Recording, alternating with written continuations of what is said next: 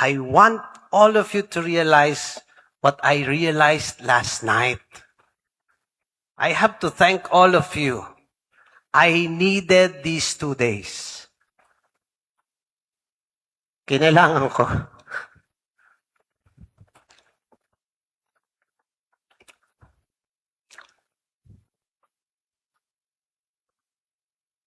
Tulog na kayo. Because, alam naman ni na Bishop, I am feeling tired. No? Narinig nyo kahapon, taon-tao ang mga pari.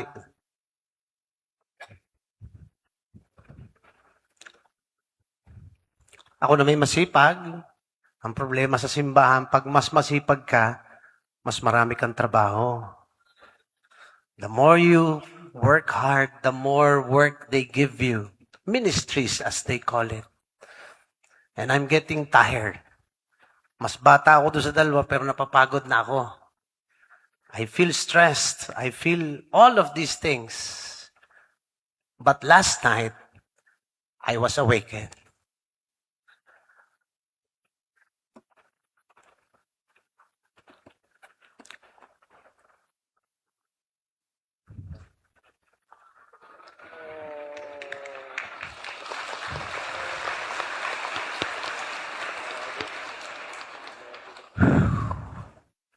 Galing ano? Pinagplanohan ko kanina umaga, hindi ka dapat umiyak. Kasi kagabi umiyak na ako eh. Well, everybody was dancing, everybody was happy. On that side, I was already crying twice. Because I was so touched by the experience of how kayo ay buhay na buhay kagabi. After hearing what you have gone through the whole day, nag-procession kayo, may mga hinimatay, wala namang namatay. Nimatay lang, walang matay. No? And yet, at night, there you were, still dancing, giving it your all. And then I saw the creativity of all the young people. I couldn't understand how could you do all of those things. And I remembered how it was when I was young. You reminded me of a love that was burning. And that's where I realized how alive once again Christ is through you. And with that, I burned with great hope. Nag-uusap kami. Tingnan si Ma'am Heidi, everything she fought for, everything she placed herself into, dangers, even their family.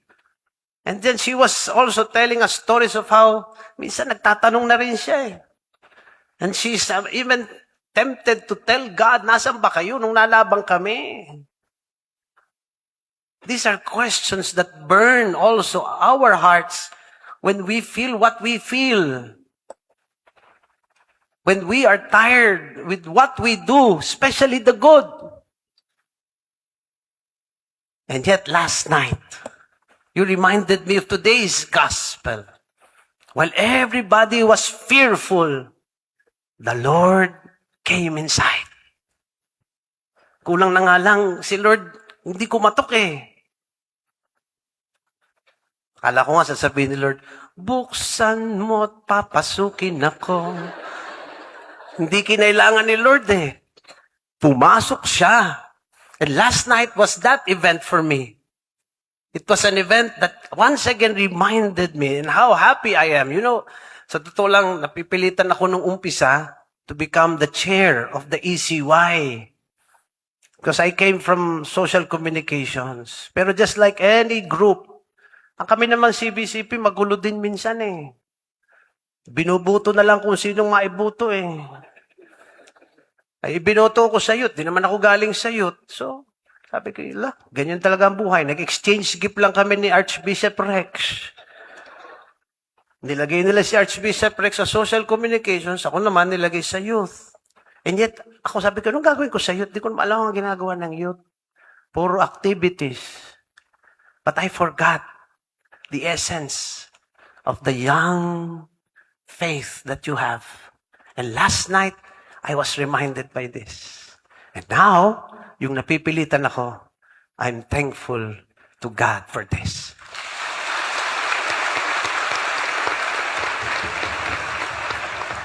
And then I felt what Christ said, peace be with you.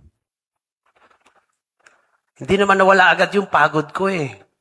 But I remembered bakit ako napapagod.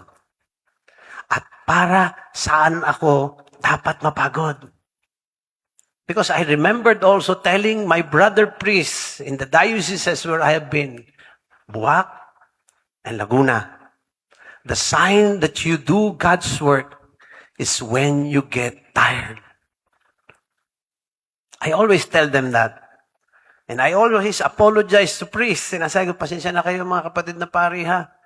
Kailangan nyo mapagod. Kasi yun lang ang daan natin para makarating kay Kristo. Because our ministry can be tiring. Pwedeng mapagod, pero wag susuko.